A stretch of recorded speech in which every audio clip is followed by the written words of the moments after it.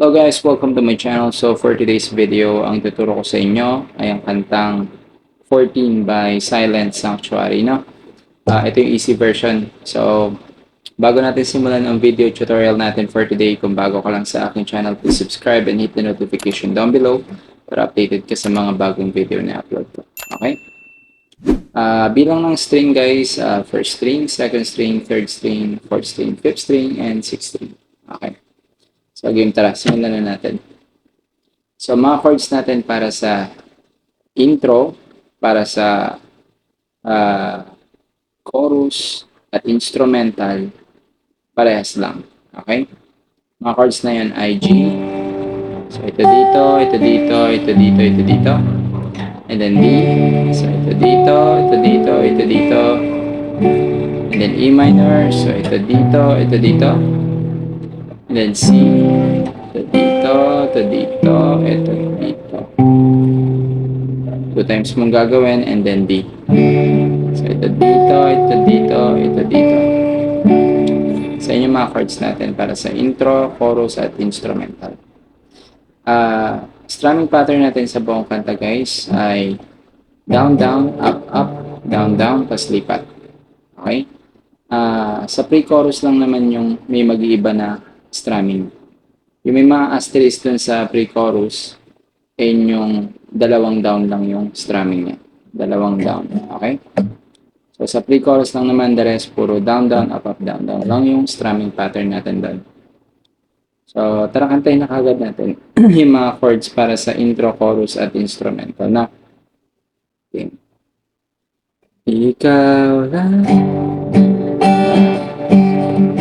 makasama, wala na ako gusto pang balikan kahit ako'y papiliin. Ika'y ay umasang gusto kong makapiling.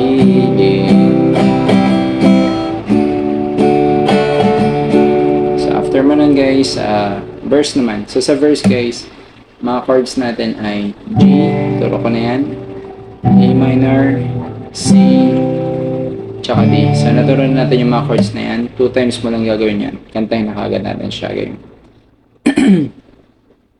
Inaayos ko ang iyong isipan, ngunit hindi ka nakikinig. Lahat na ng bagay ay aking ginawa, ngunit wala pa rin. So after nun guys, papasok na yung pre-chorus. So pre-chorus naman guys, sa mga chords natin, E minor, naturo ko na yan. B minor, bago to. So easy version lang guys, no? So ito dito, ito dito, ito dito. Yan yung easy version ng B minor. And then punta ka ng G. So makikita nyo may asterisk, so dalawang down lang yan, no? And then punta ka ng D, dalawang down ulit yan, may asterisk. And then E minor. And then C, naturo ko na yung mga yan. And then E minor, ito dito, ito dito, ito dito. And then punta ka ng D. Dito, ito dito, ito dito. So yan. Kantayin na kagad natin siya. Ilang beses ko bang sasabihin na wala nang kwenta nakaraan, pero iyong pinipili. Okay. So, papasok na yung chorus. Yung tinuro ko sa inyo kaganina, no? So, papasok na yung chorus nun. And then, after ng chorus, verse ulit. And then pre-chorus ulit, and then chorus ulit. After ng second chorus guys, bridge ka na. So sa bridge, mga chords natin dyan guys ay C, turo ko na yan. A minor, naturo ko na rin yan. 3 times mong gawin. And then punta ka ng D. So yun yung chords natin para sa bridge. And then after nyan, pasok na instrumental. So tinuro ko na rin sa inyo yung chords nun. And then chorus ulit. So naturo ko na yan. After ng chorus, last pre-chorus, yung last pre-chorus, iba yung ano niya, chords niya, no? So, E minor, D, C, 3 times, and then dalawang D. Okay?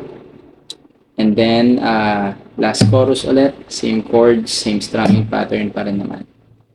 So, ganun lang siya kadali guys. Sana nagustuhan nyo tong video tutorial natin for today. Pinaikli ko na lang para mas mabilis nyo matutunan. No? Easy version lang naman to guys. And kung nagustuhan nyo tong video na to, please like and share. And kita-kits na lang ulit tayo sa susunod na video na upload ko. And don't forget to comment down below guys kung may gusto kayo matutunang kanta para magawa natin ng video tutorial sa susunod. Yan na guys. Bye!